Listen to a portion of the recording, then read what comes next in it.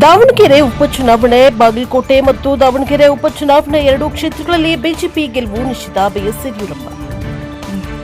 ಬಾಗಲಕೋಟೆ ಮತ್ತು ದಾವಣಗೆರೆ ದಕ್ಷಿಣ ವಿಧಾನಸಭಾ ಕ್ಷೇತ್ರಗಳ ಉಪಚುನಾವಣೆ ಹಿನ್ನೆಲೆಯಲ್ಲಿ ಮಾಜಿ ಮುಖ್ಯಮಂತ್ರಿ ಬಿಎಸ್ ಯಡಿಯೂರಪ್ಪ ಅವರು ಭರ್ಜರಿ ಪ್ರಚಾರ ಕಾರ್ಯದಲ್ಲಿ ತೊಡಗಿಸಿಕೊಂಡಿದ್ದಾರೆ.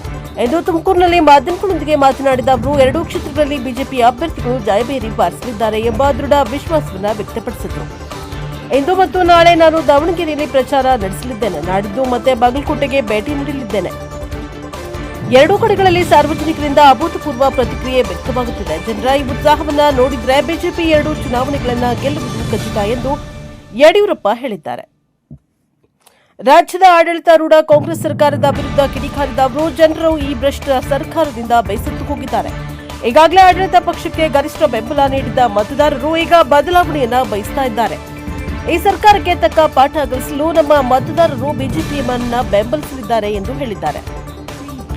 ಮಾಜಿ ಸಚಿವರುಗಳಾದ ಶಾಮನೂರು ಶಿವಶಂಕರಪ್ಪ ಮತ್ತು ಎಚ್ವೈ ಮೇಟಿಯವರ ನಿಧನದಿಂದ ದಾವಣಗೆರೆ ದಕ್ಷಿಣ ಮತ್ತು ಬಾಗಲಕೋಟೆ ವಿಧಾನಸಭಾ ಕ್ಷೇತ್ರಗಳಿಗೆ ಏಪ್ರಿಲ್ 9ರಂದು ಮತದಾನ ನಡೆಯಲಿದೆ. ಬಿಜೆಪಿಯು ಬಾಗಲಕೋಟೆಯಲ್ಲಿ ವೀರಣ್ಣ ಚರಂತಿಬದ್ದ ಮತ್ತು ದಾವಣಗೆರೆ ದಕ್ಷಿಣದಲ್ಲಿ ಶ್ರೀನಿವಾಸ ದಾಸಕರಿಯಪ್ಪ ಅವರನ್ನ ಕಣಕ್ಕಿಳಿಸಿದೆ. ಸದ್ಯ ಯಡಿಯೂರಪ್ಪ ಅವರ ಅಪರದ ಪ್ರಚಾರವು ಕಾರ್ಯಕರ್ತರಲ್ಲಿ ಹೊಸ ಹುಮ್ಮಸ್ಸು ಮೂಡಿಸಿದೆ.